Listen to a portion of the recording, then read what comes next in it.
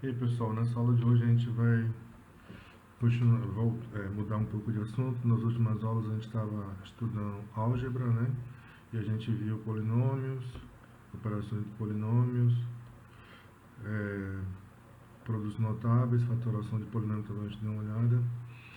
Então a gente vai começar a estudar agora estatística, né? E antes de estudar estatística a gente vai estudar um pouquinho de possibilidade e de probabilidade e tentar entender o que significa isso, né? Depois a gente vai aprofundar mais estudando estatística. Então, primeiro bora ver o que é possibilidade, também chamado de análise combinatória. É,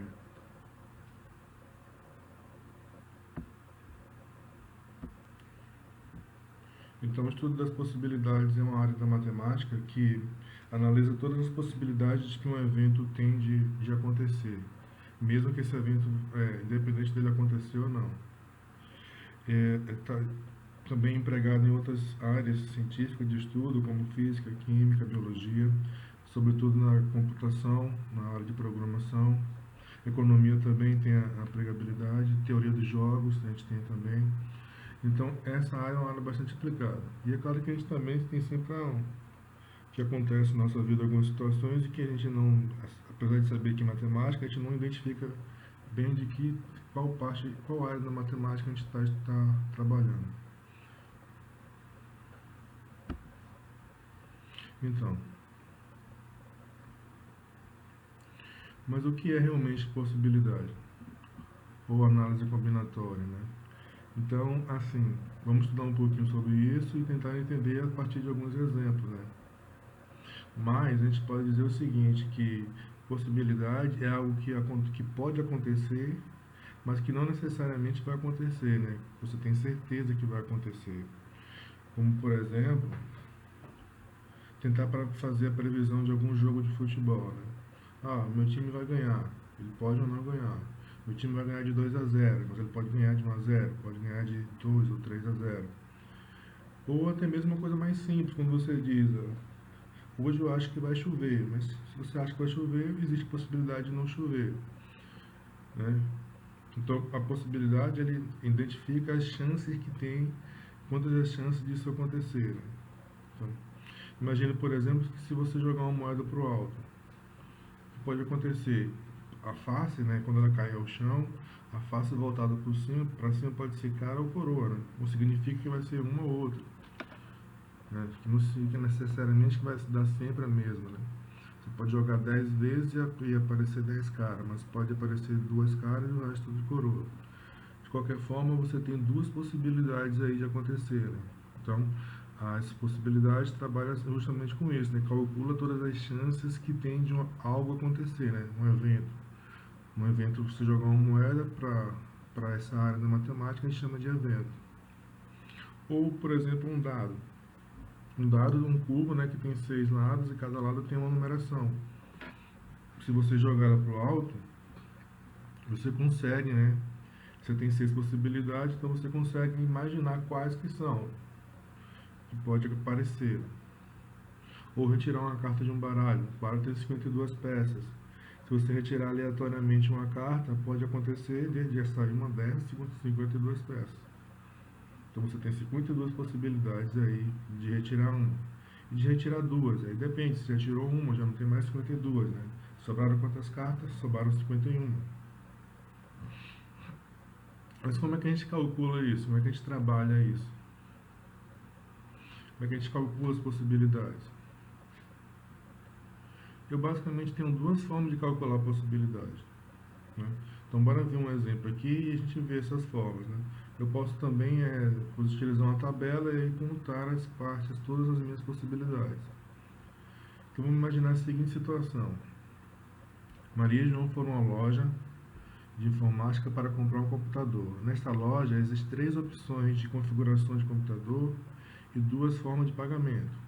Quantas possibilidades diferentes o casal tem para comprar o computador dessa loja? Então você tem aí uma loja que oferece posso dizer assim, 3 tipos de computadores, né? E cada computador, né, e que tem os preços diferentes, que as opções de pagamento, né? Então, bora fazer o seguinte. Primeiro, bora analisar, resolver essa questão utilizando uma tabela. Nessa tabela eu vou colocar todas as configurações possíveis, né, do computador e todas as formas de pagamento. Eu tenho 3 opções de configuração, então vou chamar de C1, C2 e C3.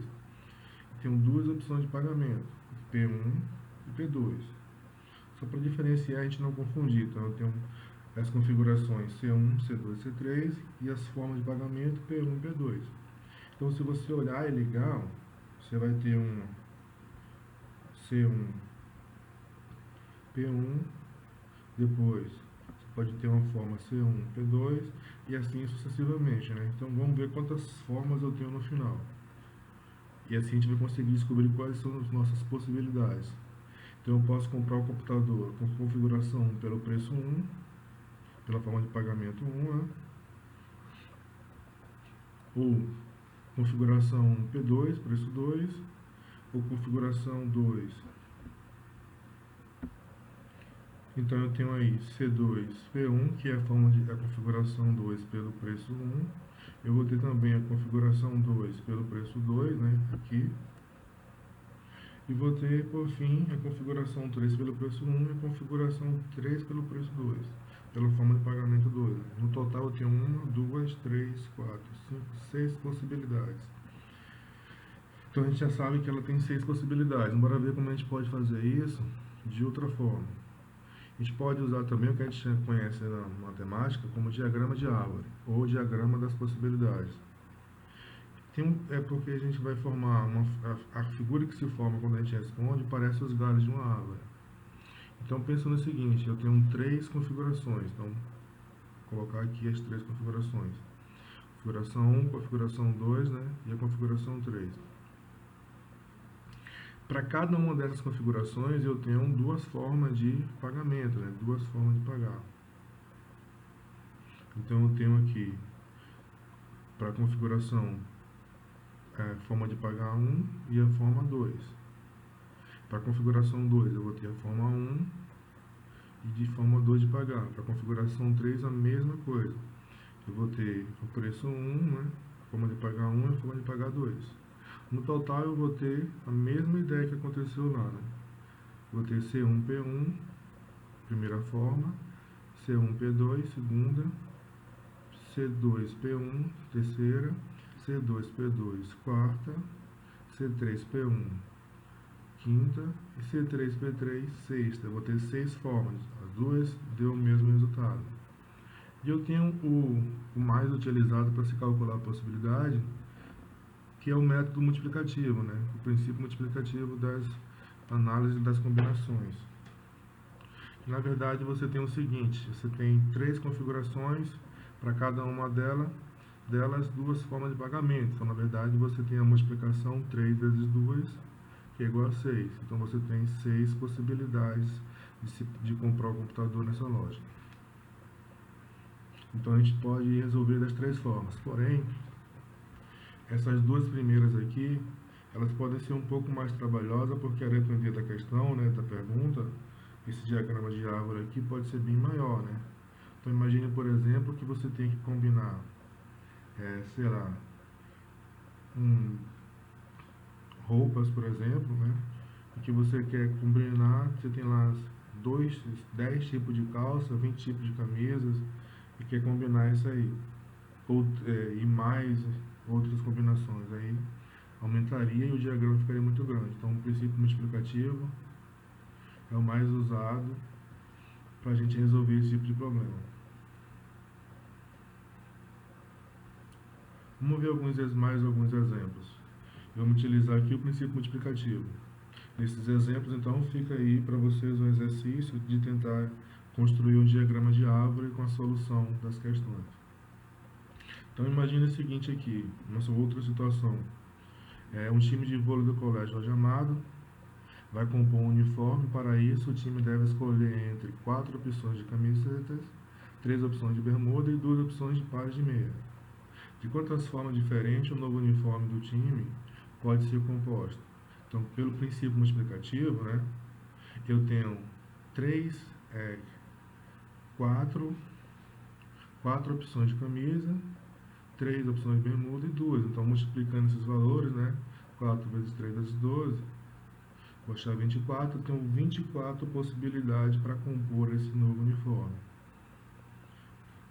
Aqui, outra situação. Dona Maria está na cidade A e vai até a cidade C, passando pela cidade B. Para ir da cidade A até a cidade B, há 3 rodovias. Da cidade B para C, há 4 rodovias. De quantas maneiras diferentes Dona Maria pode ir da cidade A até a C, passando pela cidade B? Então, se a gente usar também um princípio multiplicativo, você tem da cidade A para a cidade B, quantas possibilidades, e da cidade B para C, multiplica pelas quantidades. Então, você vai ter 3 de A para B e 4 de B para C. Então, 3 vezes 4, você vai ter 12 possibilidades de sair da cidade A para a cidade C, passando pela cidade B.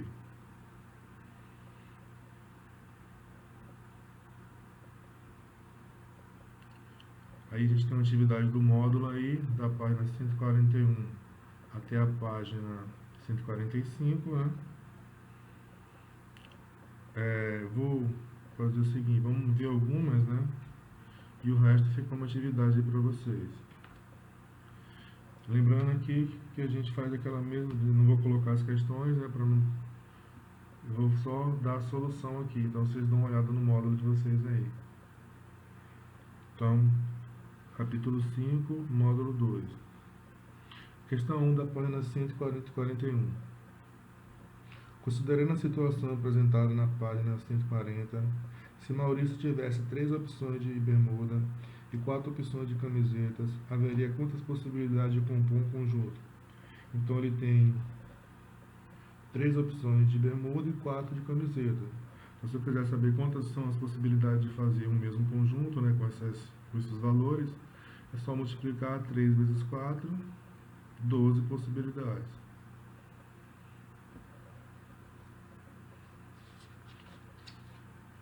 Aí eu tenho mais algumas questões, eu vou ver mais essa aqui e o resto, lembrando para vocês aí.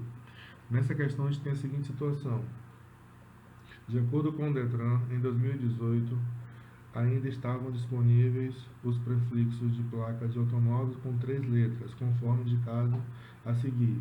Então a gente tem a indicação, tem 3 possibilidades para as letras, só que uma já está composta pela letra M. Então sobraram só 2. Sendo disponível para os seguintes espaços, ou seja, para o primeiro espaço em branco, as letras X, Y, Z, e para o terceiro espaço, as letras A, B, C, D, E, F, G e H. Determine a quantidade de prefixos disponíveis para emplacamento.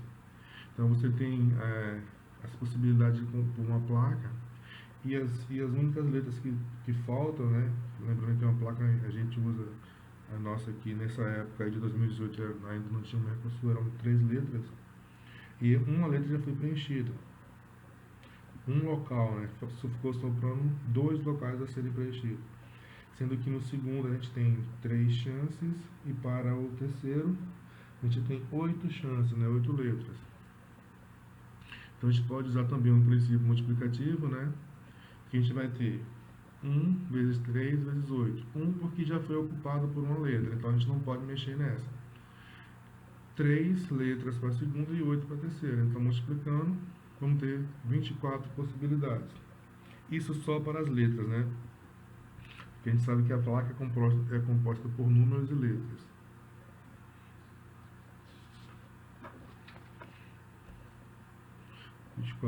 Então, na questão 10.